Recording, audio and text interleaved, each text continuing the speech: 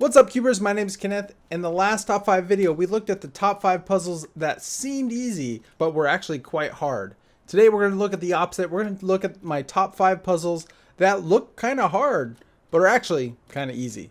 So to start, we're going to start with this one, number 5, and this is the gear cube. Now, at first glance, you might think the gear cube is a little difficult. It's like a normal Rubik's cube, but it has this extra feature where you turn the right side and the left side goes the opposite direction. And these edges, they start spinning, so you might think that like is going to be a hard problem later on.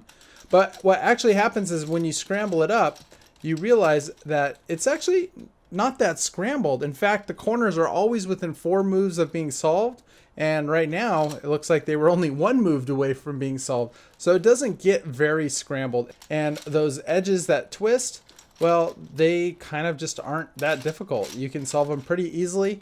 And yeah, it's a pretty easy puzzle. It's not that hard. So it's number 5 on this list. The 4th puzzle on this list is the Curvy Dino Cube. Now this puzzle actually sits on my desk at work, and it really is kind of a head turner. It's a really kind of attractive puzzle, and people are drawn to it. And I get a lot of people pick this up and they'll say, "Ooh, this looks hard." And they'll start mixing it up thinking I'm about to get like upset because I'm going to have to spend a lot of time solving it. But I always tell them it's not so bad. And one of the things that makes this puzzle kind of easy once you study it, you realize that these corner pieces, they just twist.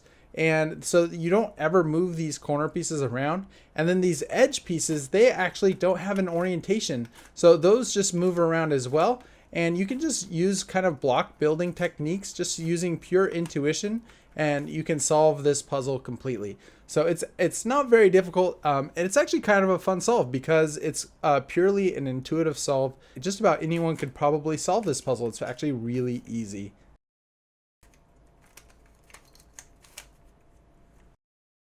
So the 3rd puzzle on this list is my Doic, and this is my 12 color Doic, and it's actually a really rare puzzle. And when I first got it, I was really concerned because it looked really difficult. You had these corners that could twist. You also had the faces that could twist. I was really nervous, especially with 12 different colors. I thought it was going to be really challenging. But after inspecting it and playing with it for a little bit, you realize that these like triangles, they easily move around and you put them where they belong. And then the corners, those just are really easy to solve. You can easily just move a corner around, make one move, put it back, and you can just move like 2 pieces, and it's really easy. You just say, I want to move that piece there, and it just moves. And so solving one of these kind of very rare Doic puzzles, it's actually not so bad. So the number 2 deceptively easy puzzle is the Dino Dodecahedron. Now this puzzle is actually just the Curvy Dino Cube's kind of big brother. It's really kind of the same puzzle. The Curvy Dino Cube has these corners that twist, and it really just moves these 3 edges around. The Dino Dodecahedron, same thing. You have these corners that twist, and it moves 3 edges around.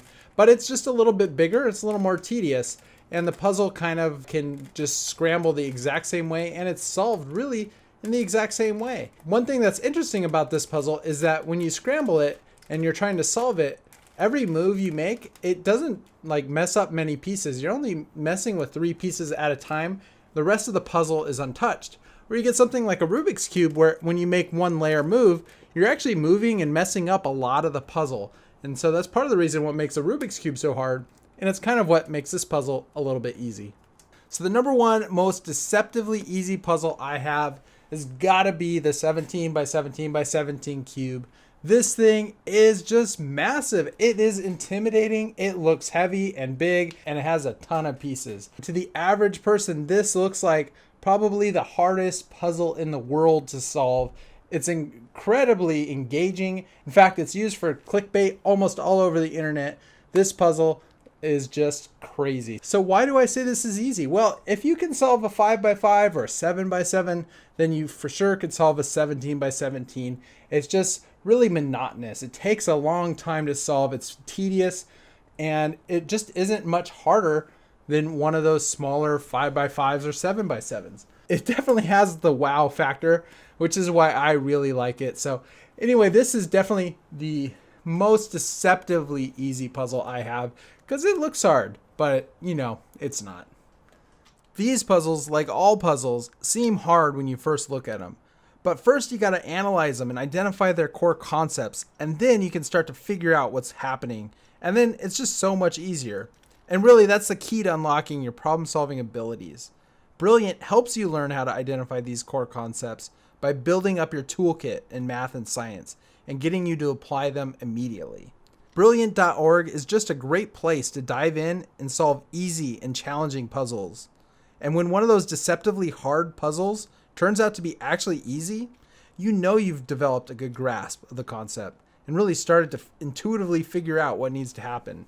Having played around on Brilliant, I find it a really effective and fun way to learn through actively engaging with problems, and it really develops my analytical and critical thinking skills.